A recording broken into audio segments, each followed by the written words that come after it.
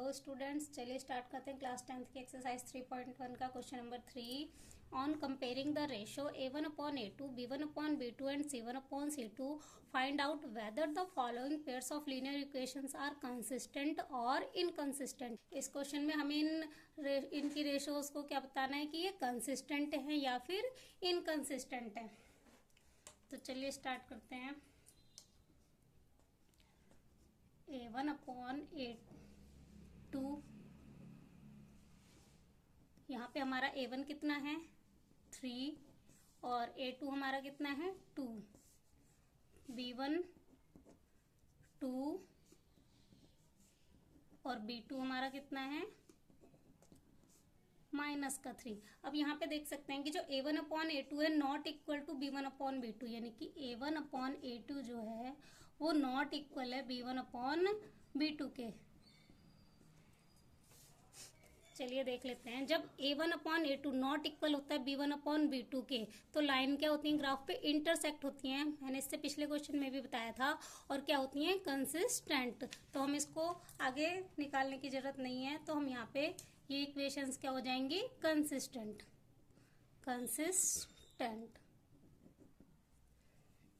Part 2, a1 हमारा यहाँ पे क्या है 2, a2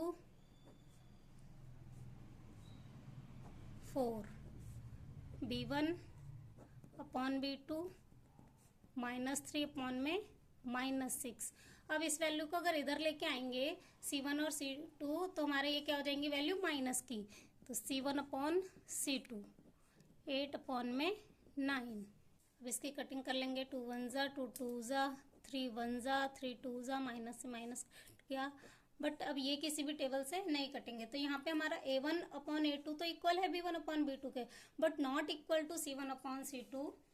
देखो जब हमारा a1 अपॉन a2 इक्वल है b1 अपॉन b2 के, not equal to c1 upon c2, तो लाइंस क्या होती हैं पैरेलल और इनकंसिस्टेंट, क्योंकि इनका कोई भी सोल्यूशन नहीं होता है।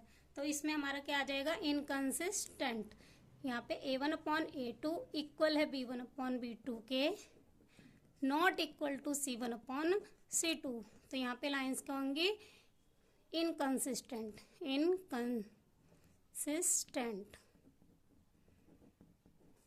चलिए थर्ड पार्ट है इसका, 2 अपॉन में 3x प्लस 5 अपॉन में 3y इक्वल टू 7। तो a1 अपॉन a2, यहाँ पे a1 हमारा है 3 अपॉन में 2 और a2 हमारा क्या है 9, b1 अपॉन b2, b1 हमारा है 5 अपॉन में 3, b2 हमारा है माइनस का 10, c1 upon c2, c1 7 minus का 7, ये वैल्यू इधर आके क्या हो जाएंगी दोनों माइनस की, और माइनस का 14।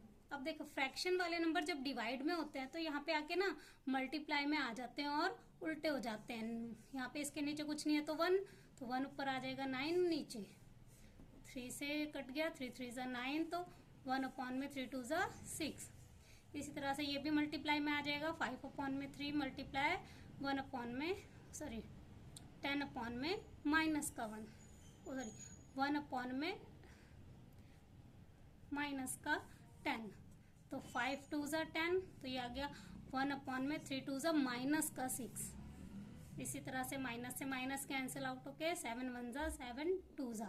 अब यहाँ पे हमारी कोई भी वैल्यू इक्वल नहीं आ रही, क्योंकि ये तो प्लस की है और ये माइनस की है। तो यहाँ पे हमारी जब कोई भी वैल्यू यहाँ पे हमारा a1 upon a2 not equal to b1, जब हमारा a1 upon a2 not equal to b1 upon b2, तो लाइंस क्या होती हैं इंटरसेक्ट होती हैं। ग्राफ पे क्या होती हैं इंटरसेक्ट, और क्या होती हैं कंसिस्टेंट, क्योंकि इनका कोई सोल्यूशन होता है तो क्या होती है कंसिस्टेंट।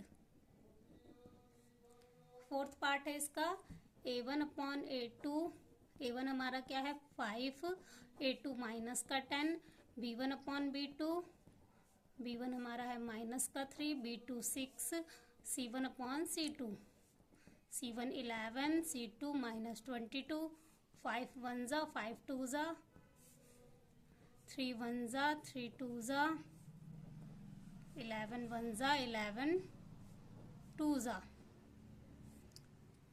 तो यहाँ पे a1 अपॉन a2 इक्वल है b1 अपॉन b2, इक्वल है C1 अपॉन C2 के।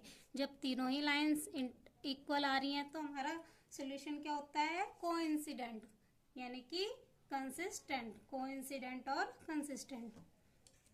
तो इसका भी क्या आ जाएगा, कंसिस्टेंट। फिफ्थ पार्ट है इसका 4x अपॉन 4 अपॉन में 3x plus 2y equal to 8। तो a1 हमारा यहाँ पे a1 अपॉन a2 कितना है, 4 अपॉन में 3 अपॉन में 2। फिर b1 अपॉन b2, b1 हमारा क्या है 2 और b2 हमारा 3। c1 अपॉन c2, c1 की वैल्यू है 8 और c2 हमारा है 12। यहाँ पे ये वैल्यू मल्टीप्लाई में आ जाएगी 4 अपॉन में 3। मैंने अभी पिछले क्वेश्चन में बताया था कि जब डिवाइड में होती है फ्रैक्शन वैल्यू तो यहाँ पे आके क्या हो जाती है, उल्टी हो जाती है मल्टीप्लाई में आके। इसके नीचे कुछ नहीं है 1, तो 1 ऊपर आ जाएगा और 2 नीचे, तो 2 2 ज़ा 4। तो यहाँ पे हमारा कट के क्या बच गया, 2 अपॉन में 3। यहाँ पे 2 अपॉन में 3 और 4 2 ज़ा 4 3 ज़ा। तो यहाँ पे देख सकते हैं हमारे तीनों ही वैल्यू क्या है, equal. a1 upon a2 equal है b1 अपॉन b2 इक्वल है c1 अपॉन c2। हमारी तीनों ही वैल्यू इक्वल होंगी तो क्या होंगी ग्राफ पे, कोइंसिडेंट, यानी कि ग्राफ पे ये एक के ऊपर एक बनेंगी, कोइंसिडेंट और कंसिस्टेंट। तो क्या आ जाएगा इसका भी, कंसिस्टेंट।